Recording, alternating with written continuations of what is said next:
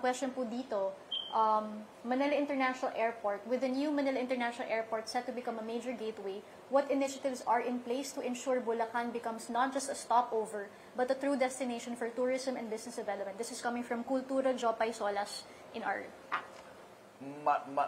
Malaking tulong po ito sa ekonomiya natin, ang airport na ito. Pag ito po naitayo na, at ito po ay nag-ooperate na, napakalaking tulong po ito. Unang-una, creation of jobs.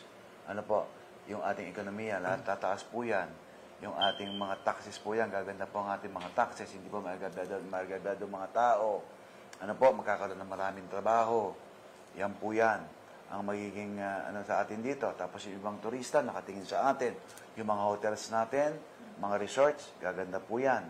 At maraming matutulungan mga tao na magdinegosyo sa atin. Negosyo, isa po yan. Lalakas ang negosyo. Yung ating kultura, mapopromote mabuti. Hindi po ba? Gaganda ang ating kultura. Yung ating mga local products, tataas po ang ating local products. Marami po ang mag-create ng mga local products pa natin. Palalakasin po natin. Yan po may tutulong niya sa lugar kapag nasa probinsya ng Bulacan pagka po na natuloy itong airport na ito at nag-ooperate na po. Ngayon po kasi ginagawa-gawa pa, kaya medyo sakripisyo muna po tayo at magtiis-tiis, pero nagusumika po tayo na tingnan at pangalagaan ang lahat. Hindi yung tatayo ka lang dyan, ganito ka yan, pero siyempre, kinakailangan tingnan at pangalagaan din natin yung kapakanan ng mga Bulakenyos, ano po mangyayari. Pero I assure everybody na pag ito po yung naitayo, sigurado, malaking tulong po ito sa kamiya natin. In relation to that, sir, how do you plan to, ito isa pang question, given Bulacan's historical significance with landmarks like Malolos and icons like Francisco Balagtas, how are we investing in protecting, promoting, and modernizing our heritage and creative industries to attract more cultural tourism and empower local Very good.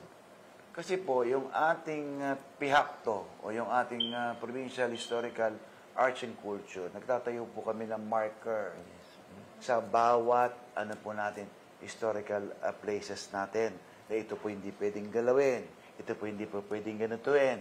At kinakailangan, pinaagapan ko na po lahat yan. Namatay nga lang yung ating department head dyan, pero pinagpapatuloy itong yung ating bagong department head, si Arlene.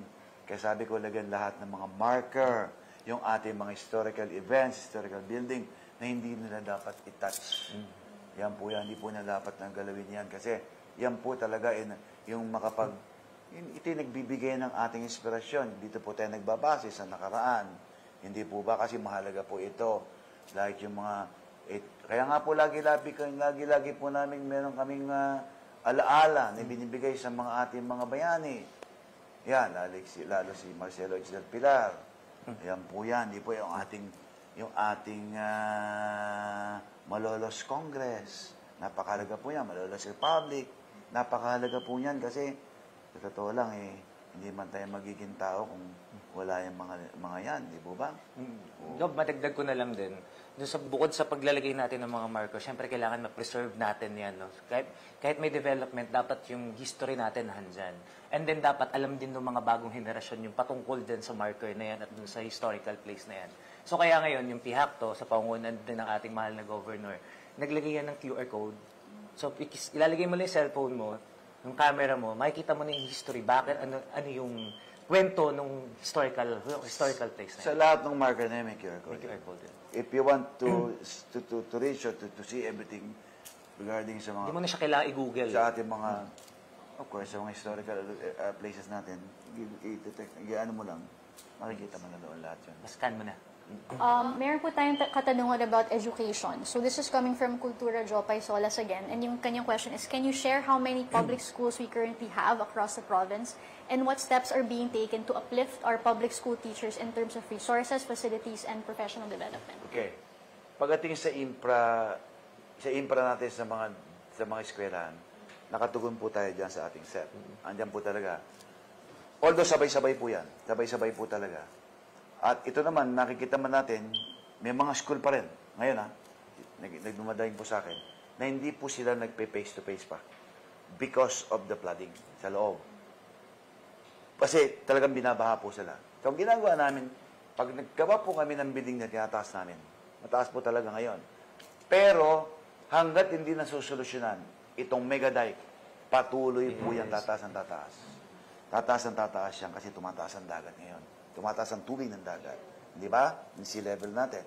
So ngayon, ang ginagawa naman natin, siyempre, tatambak tayo dyan sa loob. Tambak-tambak. Tapos yung mga teachers naman natin, pinapasok na po natin yung mga magmamasteral. Pinasok natin sa scholarship natin. Ano po? Meron tayong scholarship. Yes. Yeah, yung ating education assistance. We have 18,000 ngayon tinatanggap namin. Ano po? Naka 18,000 tayo. Dati 11 na, naging 11 na yan. Naging 30, naging 14, 15. Nung pumasok kami, 11 lang yan. Ngayon, 18,000 na. So, all in all, naging scholars natin, 88,000 na. Ano po? 88,000. Even the teacher, and even kahit yung mga nurses natin ngayon, na nagbo-board review, mga last term, pinapasok na rin namin para makatulong tayo. At hindi lang po yan, ginawa nating ATM na ang scholars natin. Hindi na po check eh. Para hindi na sila mahihirapan po nila pila pa. Only in Yan Bulacan. po yan. Nakasuporta tayo sa ating DepEd. Sa lahat, sports activities nila, andyan po tayo, nakasuporta tayo. And even me, sa sarili kong packet minsan, nilalabas ko na rin. Yung mga nagbibigay sa atin tulong sa mga kaibigan natin, nilalabas ko na. Yung sweldo ko, binibigay ko na rin sa kanila para lang matugunan ba lahat. Ano po.